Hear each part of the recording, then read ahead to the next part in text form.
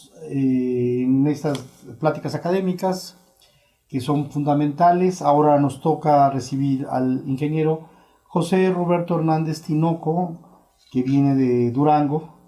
Él es el apoyo académico, trabaja en apoyo académico en la de GETIS de Durango, y es presidente de la Unión del Personalismo Comunitario AC.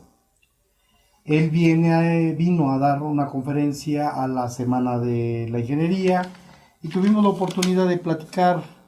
Entonces, pues, siendo un invitado de honor que viene a dar una conferencia a esta universidad, claro, a la División de Ciencias de la Salud e Ingenierías, pues nos da mucho gusto, le damos la más cordial bienvenida.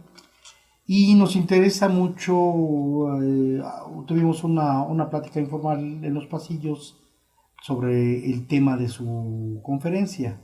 Entonces, bueno, pues vamos a platicar al respecto con ustedes, con la finalidad, pues, de hacer las reflexiones donde el ingeniero José Roberto, pues, va a plantear una serie de cuestiones.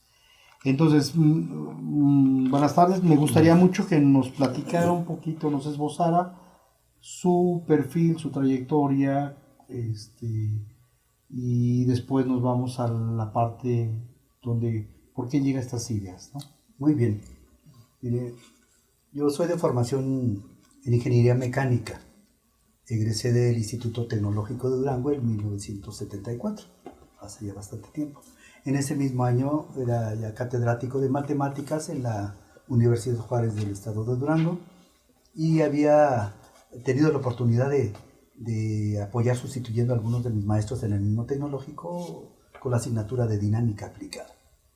De tal manera que siempre estuve con la inquietud de formarme en el terreno de las ciencias, pero para enseñar ciencias. Yo tenía esa formación. Había estado en el sistema de La Salle, en los centros de formación de La Salle. Aquí en León, en el aspirantado de La Salle, estuve allá en los años 66, el año 66 al 69, más o menos 68. Pues bien, egresé del Tecnológico de Durango y me tocó la suerte de... ¿Estamos hablando en qué año más o menos? 1974. Entonces, ¿como egresado o ya como ingeniero? Como ingeniero, porque yo presenté mi tesis, estuve haciendo estadías para elaboración de mi tesis en la UNAM, en el POLI, en el TEC de Monterrey. ¿Cuál fue el tema de tesis? Y en la Universidad de California en Los Ángeles. Yo deseaba aportar el diseño de un laboratorio de dinámica aplicada, porque veía que se enseña mucho diseño estático, pero el diseño dinámico no es tan simple. Okay. Y además no había equipamiento. Entonces la idea era diseñar equipos muy sencillos para profundizar todo el aspecto el abstracto un poquito de las oscilaciones mecánicas y cómo inciden. ¿Ese egresado me dijo de ingeniería mecánica del Tecnológico de Durango? De Durango. En el año 74. Muy bien. Y en el año 74 y 75, parte del 76, fui maestro de matemáticas en la Universidad de Durango.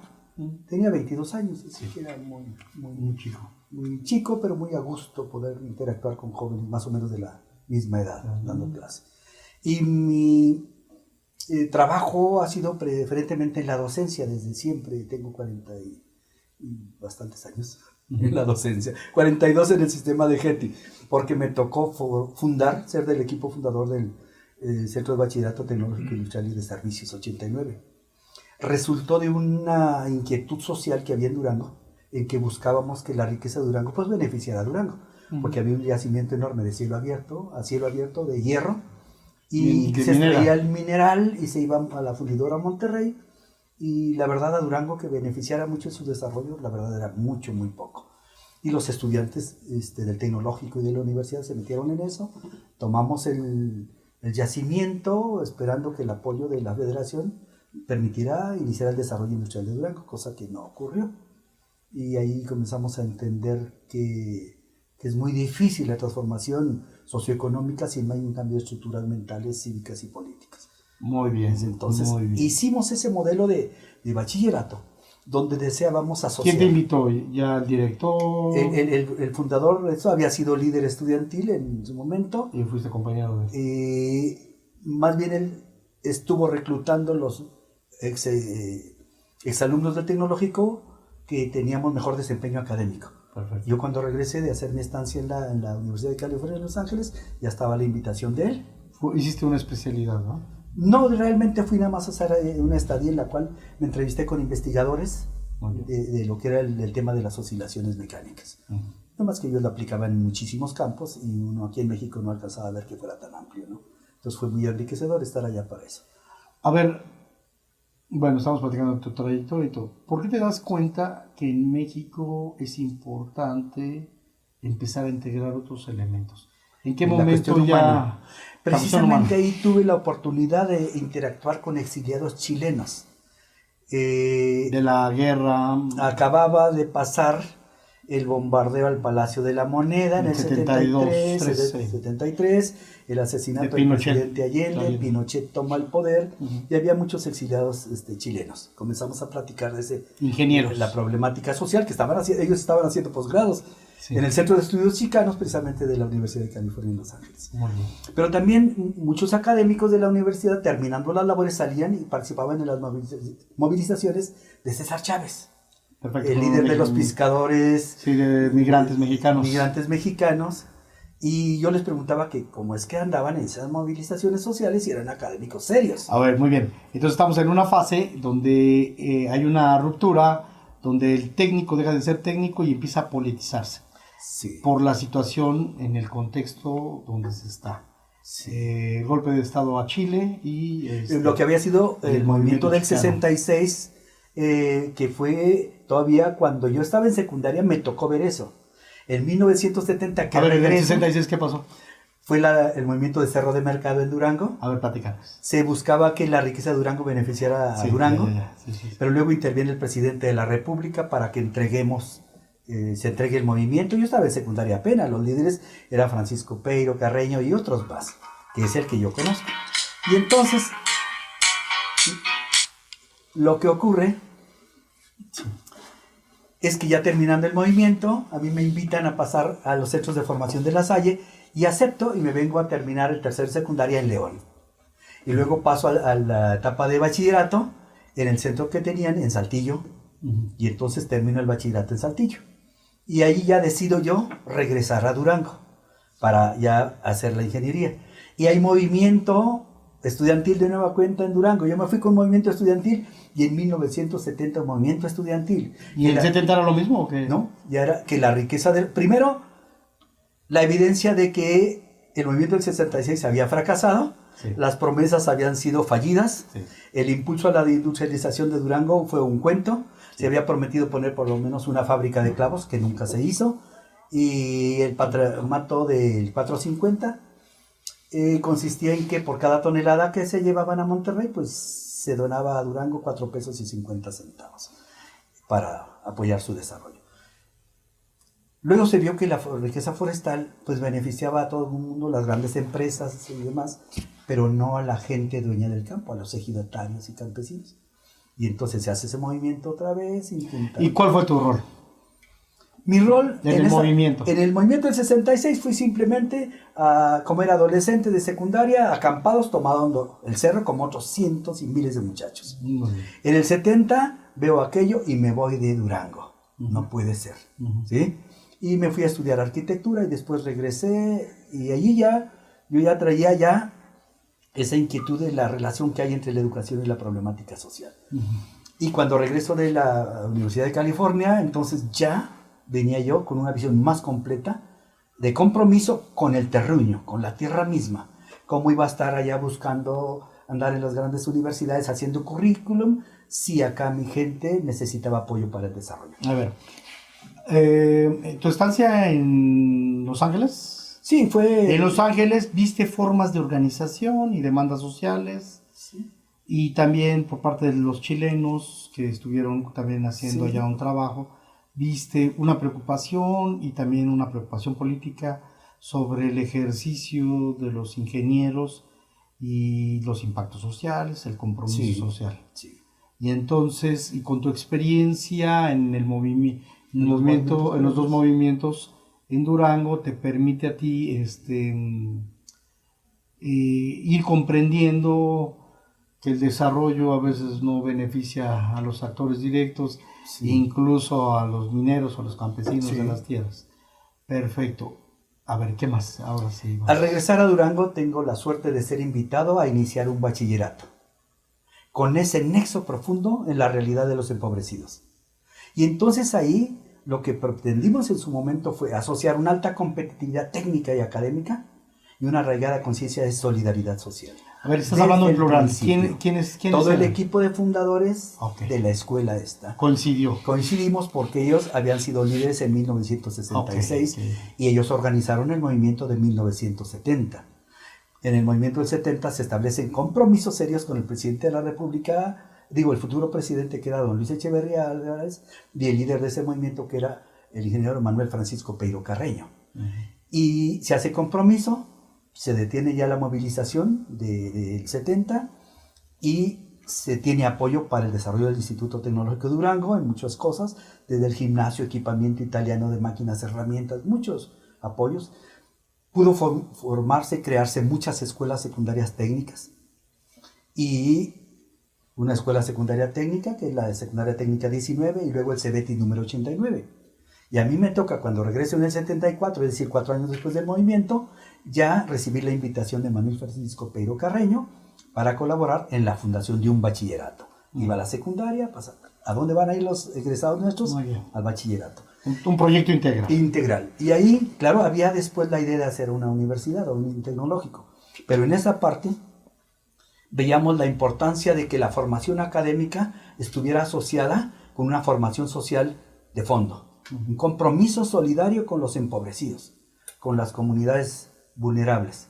De modo que desde el principio nuestros muchachos estudiando y trabajando en comunidades. A ver, ahora quiero que me platiques del trabajo que hacían en las comunidades Los muchachos. Los chicos. Si eran egresados, por decir algo, o estudiantes de técnicos en ventas o de administración, desde estudio de mercados para la CONASUPO, por ejemplo.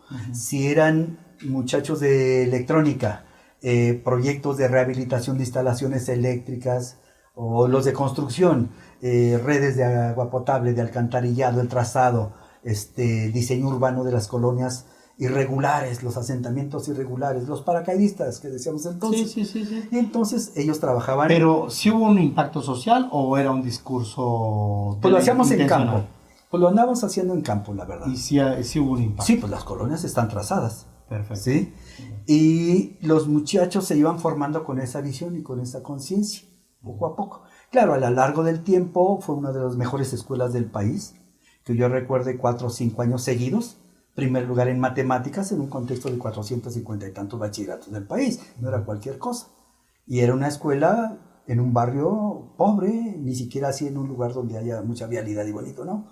En las colonias empobrecidas de aquel tiempo, que ahorita ya quedó aislado precisamente por eso. Lo que es desarrollo urbano, quedó anclado en la conjunción de 3 colonias muy difíciles, ¿sí? Que sigue siendo de las más altos niveles de peligrosidad y delincuencia. Pero bueno, ahí ensayamos ese modelo y vimos que era posible, sí era posible, que los chicos a nivel bachillerato pudieran hacer proyectos de nivel ingeniería. El examen final de los muchachos de técnicos en construcción era entregar un proyecto completo de casa-habitación con memorias de cálculo, costos y presupuestos y la maqueta. Pero luego acabo de estar apenas el sábado pasado con uno de los muchachos de entonces, de hace 27 años, que le entregó la casa construida, egresado de bachillerato. Y entonces, en el año que sería 97, el presidente municipal de Nuevo Ideal pide apoyo a nuestra escuela para hacer un proyecto de pavimentación de un camino vecinal de casi 50 kilómetros, 48 kilómetros. Y nuestros muchachos de construcción, porque ya la topografía habíamos cerrado la carrera, en esa visión de rotar carreras conforme se satura el mercado, que esa visión la tenía en su momento, salidas laterales para los que no podían terminar la carrera, una visión súper moderna que tenía este ingeniero fundador, en paz descanse. Pero entonces, 80 muchachos de la carrera de construcción, que ya sabían, su examen final era un proyecto de 5 kilómetros de camino en la sierra. Sabían hacerlo. Y entonces 11 brigadas, 80 y tantos muchachos, los dejamos allá en el puente de Día de Muertos en noviembre y una semana después fuimos por ellos, alojados en las cabañas y casas donde les daban alojamiento, pero a veces en el descampado, en tiendas de campaña, ¿verdad? Los levantamientos, y entregan el proyecto técnico completísimo al término del año. Es decir, todas las vacaciones se la pasaron en trabajo de gabinete, ¿sí? Que curvas, masas, secciones y todo lo que se requiere para estimar los costos. Y el camino ya está pavimentado. Pero eran muchachitos de bachillerato que podían hacer proyectos de nivel de ingeniería civil. A ese nivel los chicos podían desempeñarse.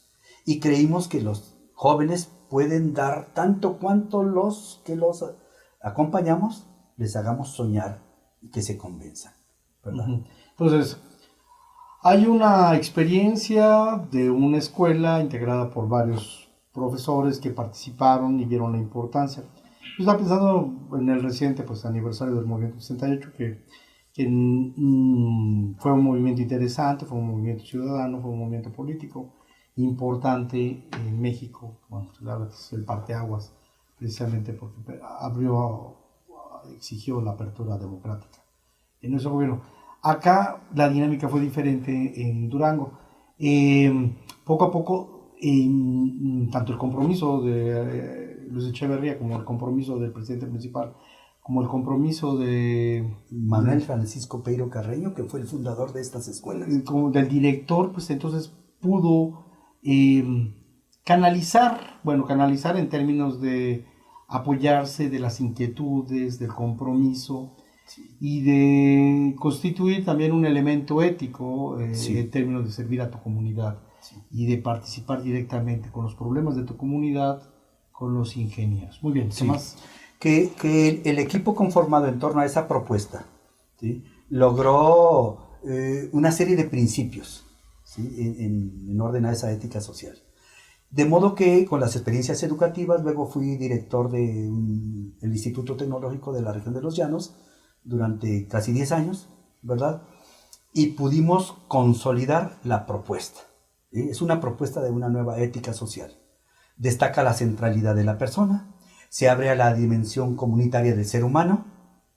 Vemos que en la formación de la ingeniería se atiende al qué, cómo y cuánto de las cosas, pero difícilmente se abordan las grandes preguntas y serias preguntas de el por qué, el para qué y el para quién, ¿verdad?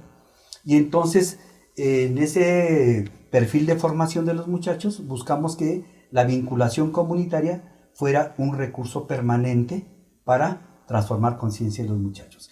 Que salieran de ese cómodo reducto que es el intramuros escolar a tocar la realidad de los empobrecidos, aplicando lo que van aprendiendo en sus asignaturas para ir y desarrollar proyectos que benefician a las comunidades.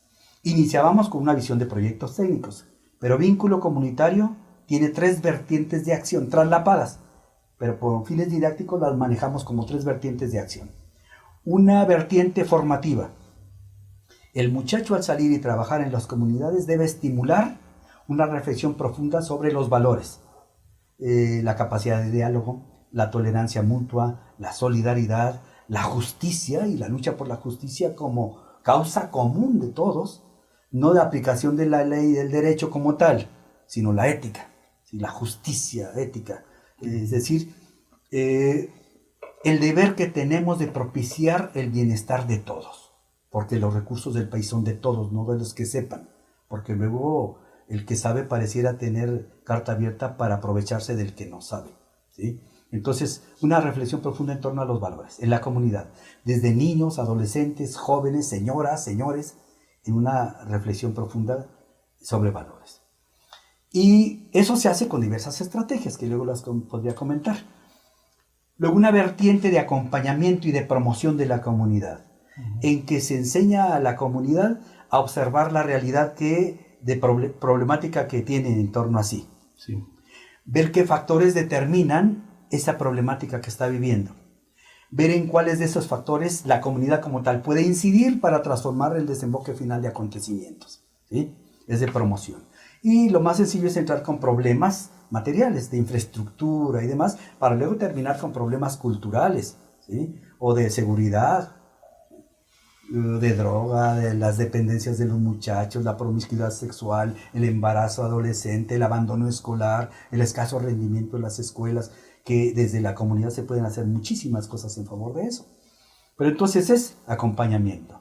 Y ahí es donde los muchachos de la Asociación de Ingeniería Civil de todo el país han apoyado haciendo proyectos desde caminos, presas, redes de agua potable, redes de alcantarillado, cuanta obra civil se requiere. Los muchachos salen y durante una jornada, que la hacemos normalmente en Semana Santa, en sus vacaciones, ellos dejan el descanso y se van a trabajar en favor de comunidades empobrecidas. Como allá en aquel tiempo lo hicimos para hacer el camino de Nuevo Ideal, ese de 50 kilómetros. Esa es la vertiente de acompañamiento, promoción de la comunidad. A ver, con referencia a... Está muy interesante. Ustedes llegan y detectan las necesidades, consultan con los ejidatarios, sí, consultan con los actores sociales, y hay una mecánica, hay un método para poder consultar. A ver, platiquen. Sí, sí. ¿Cómo llegan con la comunidad y el ingeniero empieza a escuchar? No prescribe qué es lo que necesitan ellos, no, sino la comunidad a la que debe compartir. A ver, hemos intentado 1000 formas de llegar a hacer el listado de problemática que viven las comunidades. De muchas maneras lo hemos hecho.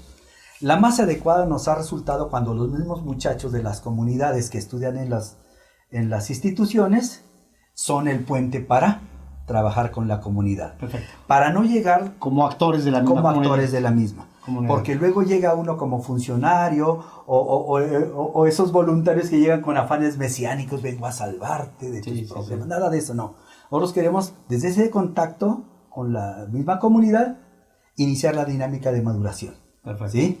Y entonces detectar problemas y organizar que la gente aprenda a analizar. De tal manera que los rasgos de la maduración social que nosotros hemos planteado son sencillos. Que sea crítica, es esto, análisis de la realidad, sí, relación desde causa y efecto. Participativa, que participe no solo con su presencia y como mueble, sí, como ocurre muchas veces en las consultas, sí, que hacemos los funcionarios, sí, sino con propuesta. Entonces que sea crítica, participativa, propositiva, que no cierre su capacidad de ver la realidad y aportar posibles soluciones. ¿Sí? Porque luego en esa visión autoritaria, cuando llega alguien de mucha preparación, cerramos la experiencia nuestra. Claro, entonces, y a veces es muy contestatario y a veces puede ser hasta negativo, ¿no? Sí, es negativo. Que puede ser así, no, pero esto, no, pero esto sí, no da, es que no ayuda. Ándele. Muy bien. Entonces, para nada, no queremos dar más culto a esa reacción o esa inclinación a pedir que la autoridad nos resuelva todo. Nada de eso. Esa es inmadurez social. Entonces, que sea participativo, propositivo, que se comprometa en aplicar la solución a aquella que está sugiriendo. No nos diga que el rector haga tal cosa, o que el alcalde haga no sé qué, o que el presidente, nada de eso. Aquí solo se vale que propongas qué podemos hacer desde nuestra realidad. Y una vez que se propone, la autogestión. No esperar que todos los recursos los regale alguien, o que nos dé recursos porque que da, manda. No, queremos la autogestión.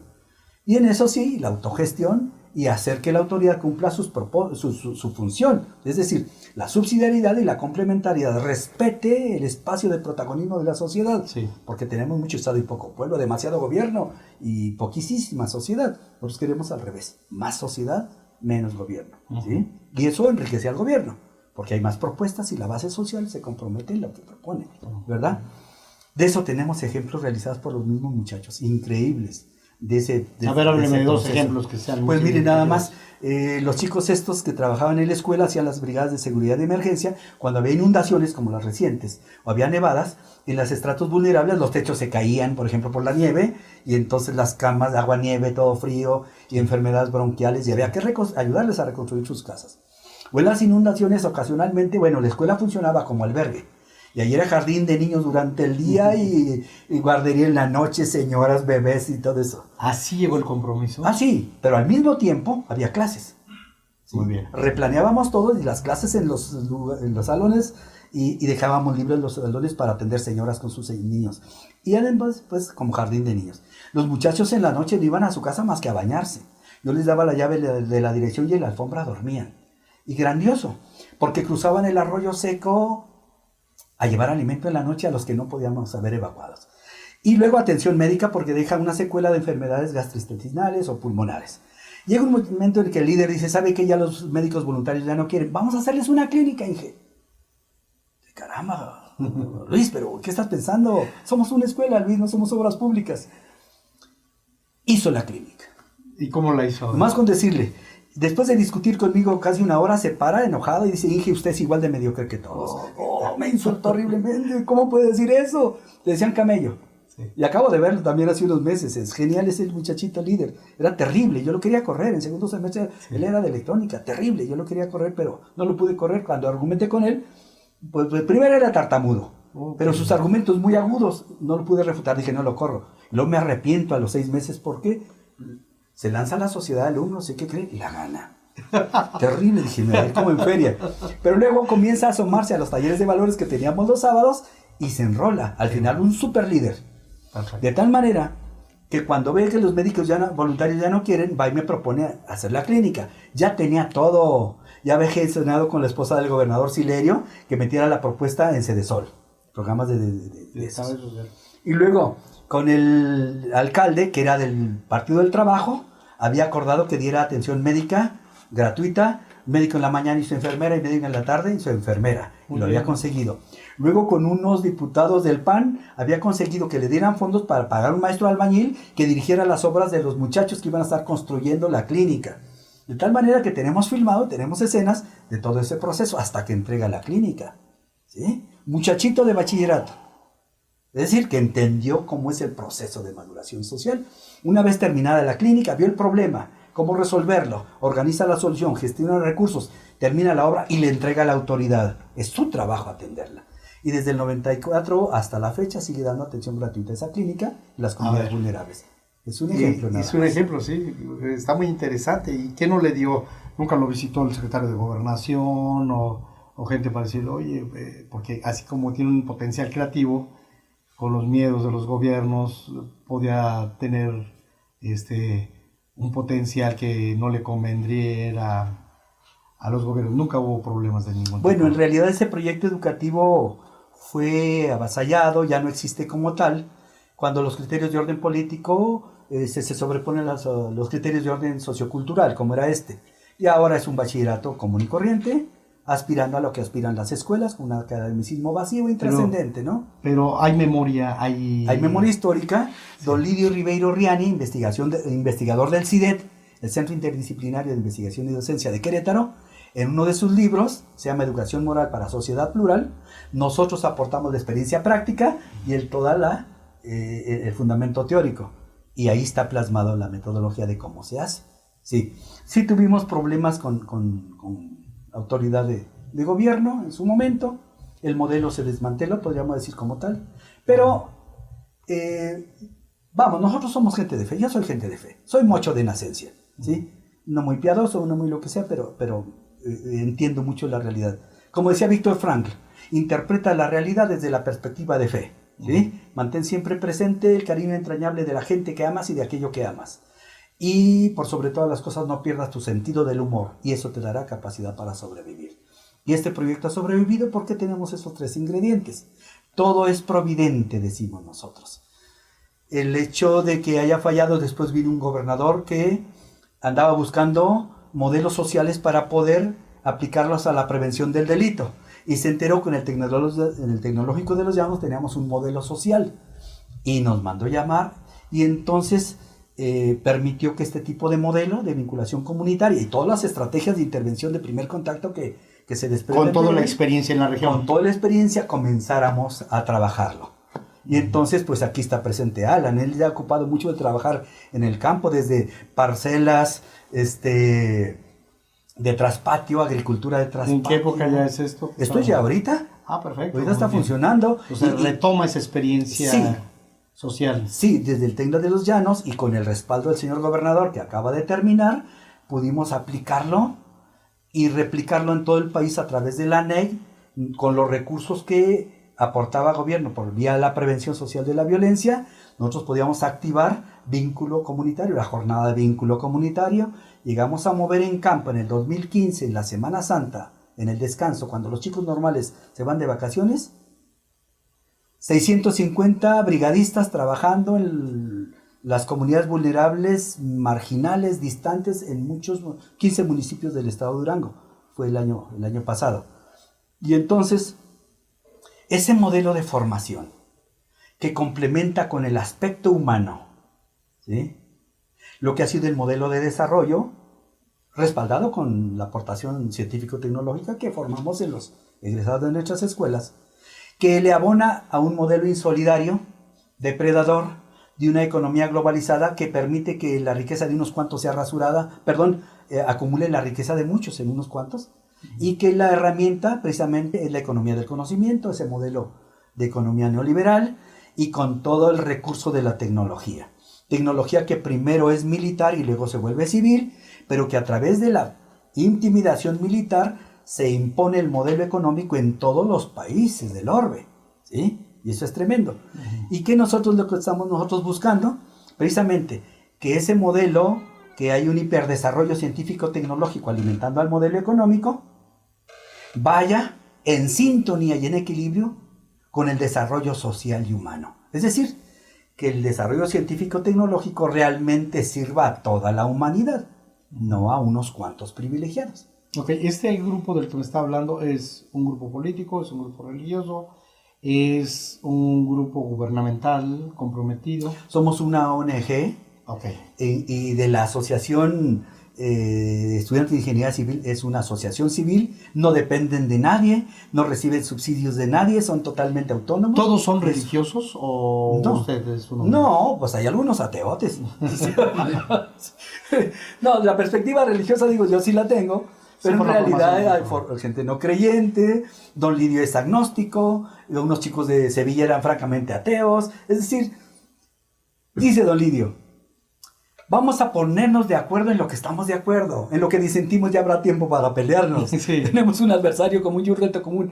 Sí. Vamos a trabajar en lo que coincidimos. Okay. Y entonces hay gente de todos los credos, ¿sí? Y gente sin credo. No somos grupo religioso, no somos grupo gubernamental, somos una asociación civil que queremos en nosotros mismos encarnar los rasgos de la moderación social. Y entonces, ¿cuál fue el mensaje que le dio a los alumnos de ingeniería de Guanajuato con su conferencia? Primero, el agradecimiento porque los chicos de Guanajuato ya han hecho vínculo comunitario regional, sí. Ya no el vínculo comunitario en Durango, ya lo hicieron aquí. Primero fue agradecerles. Segundo, decirles, nuestro país está en crisis. Se está desmoronando en nuestras manos y pareciera que no nos damos cuenta, o que si nos damos cuenta, no asumimos el compromiso de intentar algo. La economía y la política es la misma guerra de dominación colonialista, como lo decía von Clausewitz, ¿sí? Estamos en guerra. Y queremos saber si todavía hay gente valerosa, como la que dice el himno nacional, ¿verdad? O como la que en el año 27 fue capaz de levantarse ante la ley Calles para exigir espacios de libertad. Y fuera en el ámbito agrario como Luis Navarro Origel, o como fuera cualquiera, ¿no? Es decir, exigir libertad. Pero la libertad en cuanto a la sintonía de la recta razón en orden al bien de las cosas. Es decir, el estudio de la realidad desde la ontología misma, desde el ser humano, ¿no? Entonces decíamos, ¿habrá valientes? ¿Habrá valientes que luchen por reconstruir este país? Pues sí los hay y los conozco. Y conocí a los chicos ANEC cuando requería un proyecto para hacer el camino de Ignacio Ramírez a Francisco de la Palmita en el municipio de Guadalupe Victoria. Me lo pide el ayuntamiento para hacer un convenio con CEMES y pavimentar. Y ocurre que en el tecnológico de la región de los Llanos, allá en Guadalupe Victoria, no tenía ingeniería civil. Pero me acordaba de los muchachos que habían andado en ese proyecto de Nuevo Ideal y que era el equipo directivo nacional de la ANEC. Y les pedí apoyo, al día siguiente estaban ahí. Y como era fin de año, era difícil tener el proyecto para enero. Era un voluntariado. Claro, por supuesto. Pero técnico. Sí. Yo les hablé, ¿me pueden ayudar? Sí, se pusieron de acuerdo. 17 voluntarios. El muchacho que estaba convocando al país le dice, ¿entonces qué? Maricas, ¿el día 22 o no? Y le contestan por el correo. Pues igual de duro. Sí. Oye, si tú no tienes madre con quien pasar la Navidad, nosotros sí. ¿Te parece que nos veamos el día 26 de diciembre a las 2 de la tarde frente al Tecnológico de Durango? Sí. Fue todo. No se requiere más ni papeles ni nada. Y cuando vamos viendo, en lugar de 17 eran 34. Wow. Y tenían nada más 10,000 pesos para que se mantuvieran. 10 días, 10,000 pesos, 34 gentes. El proyecto técnico. Hacer el proyecto técnico. Menos de 10 pesos diarios para que se alimentara cada uno de ellos. Desde las Chuapas, Veracruz o desde Nogales. Desde Michoacán o de acá de Jalisco. Solidaridad. Solidaridad. ¿Y quién le entró? La gente a dar Los comer muchachos. tortas. Ok. Ellos cocinaban. El cocinero, claro, a las 4:30 de la mañana ya estaba arriba. Los demás a las 5, a las 6 ya iban camino a la sierra. A las 7 ya estaban en la madrugada, heladísima. En Guadalupe Victoria es heladísimo. El rayo láser de la estación total entre la bruma abriéndose campo para comenzar los levantamientos. 10 desde en lugar de un proyecto de 9 kilómetros entregar una red de agua potable, la del poblado que es 2 de abril, y la ampliación de la red de alcantarillado en Felipe Carrillo Puerto. Muchachos rudísimos, rudísimos. Y ahí fue cuando recuperamos la convicción de que sí es posible. Y entonces ANEC ha sido la caja de resonancia de esta propuesta ética que queremos que toque a todo el país. Nosotros sabemos que esto que están haciendo los muchachos aquí en la Universidad de Guanajuato, como los de Colima, como los de Yucatán, como los de la Autónoma de San Luis, como los de Chihuahua y Zacatecas, que han estado metiéndole mucho testimonio de vida a esto. Tarde o temprano va a ser una sacudida, como una onda de choque que sacuda la conciencia de los jóvenes del país. Yo nada más sueño en que cada uno de esos más de 3.600.000 jóvenes de estudiantes de nivel superior en el país, si el 1% comenzara a trabajar en favor de sus propias comunidades, otro gallo nos canta este país y podemos reconstruirlo. Cuando las campañas en Estados Unidos nos amenazan por todos lados. Si es Trump, construir, ahora ya, movió la cortina de hierro de Rusia y el bloque oeste, lo movió al bloque oeste. Sí. Y Hillary Clinton amenazando con la dictadura de que ahora el gobierno tiene derecho a evitar que la sociedad le critique y a imponer qué dogmas religiosos quiere que exhiban y reflexionen las religiones de los ciudadanos norteamericanos. No, vamos, creo que lo que ocurre en Estados Unidos nos ocurre inmediatamente aquí. Claro. Y no voy a cuestionar la cuestión de nuestro presidente, y no por miedo, pero estuvo muy rico por prudencia. Muy bien, entonces este es el mensaje que dio, muy interesante con esa experiencia. ¿Esa experiencia se documentó?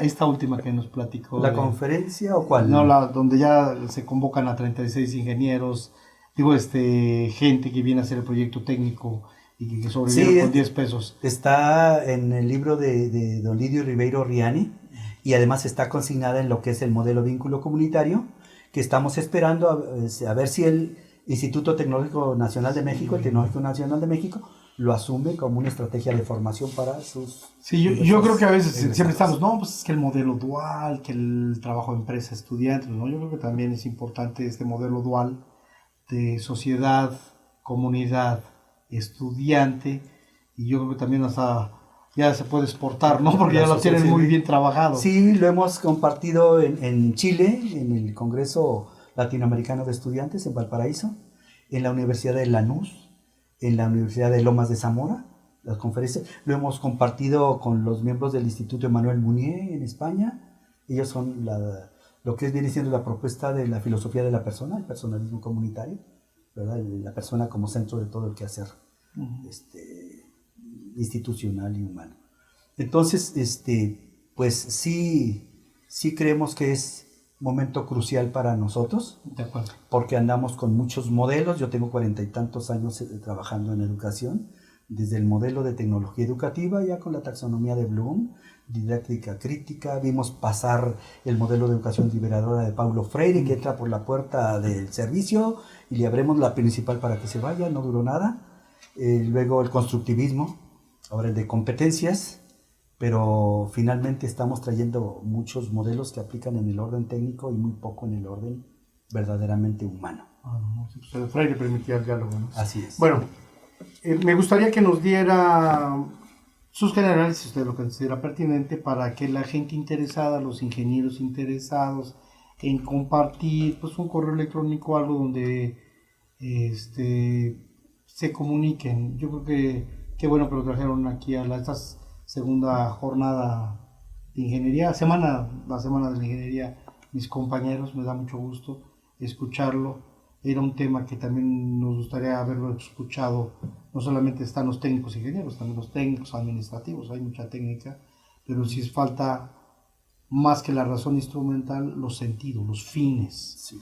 Bueno, a ver, ¿nos puede dar sus generales por último? Sí, presido una asociación civil que es la Unión de Personalismo Comunitario, ¿verdad? Y mi correo es muy sencillo, es pite, como quien le diga a usted a un árbitro, pite este partido. Pite, guión bajo, 52, porque nací en el año 52, y @hotmail. Es muy sencillo. Y pueden escribirme y yo le pediría a los compañeros que colaboran con nosotros que inmediatamente se pongan en contacto, porque hay que hacer sinergia de las microutopías para construir el gran sueño común de nuestro país. Muy bien, y estamos de acuerdo. Pues yo le agradezco mucho y pues terminamos esta entrevista breve y yo pienso que lo más rico se manifestó, se dijo. Sí. Y yo creo que ese es un efecto muy importante para nuestra comunidad académica universitaria. Pues le agradezco mucho que vino a compartir esa toda experiencia, este capital cultural, este capital social que han construido, y que a veces es muy triste porque en México muchas de las buenas intenciones terminaron en fracasos, por muchas cuestiones, por falta de recursos, por falta de dinero, por falta de apoyo, por falta también por saboteo. Pero me da mucho gusto saber que sí hay proyectos positivos, sí, y con buenos resultados para las comunidades y con un buen compromiso, sí, y con impacto. Tenemos un modelo que llamamos liderazgo trascendente, y ahí se trabajan 3 valores para la trascendencia. Primero, ser austero, ligerito de equipaje, que nadie te dé porque el que te da manda, ¿sí? Y además, para emprender vuelo no debes ir cargado con tanto oro como pasó en la calzada acá en México, sí, tanto oro los españoles, sí, ¿sí? Quedas atrapado en lo que conquistaste. Austero, profético, que tu vida testimonie que es posible construir ese orden social justo del cual hablas. Profético, anuncias y denuncias, señalas quién lo impide también, confrontas. ¿Sí? Y festivo, optimismo a toda prueba. Decía Manuel Munier desde la experiencia obrera del 19 y el 20. ¿Sí? Optimismo trágico. ¿En qué consiste? Pues primero entender que optimista cuando todo está bien cualquiera. Cualquier mediocre puede estar optimista cuando todo es favorable. Pero solo los extraordinarios mantienen el optimismo cuando todo está en contra. Aunque la causa de nuestro país apareciera ante nuestros ojos totalmente derrotada, aún así iríamos a luchar por ella con el mismo entusiasmo, porque sería indecoroso, vergonzoso no intentarlo. Así que lucharemos hasta el final. Sí, así decía Gramsci, decía, pesimismo de la realidad, optimismo de la razón. Así es. Muy bien. Bueno, pues muchas gracias, le damos las gracias. Muchas gracias.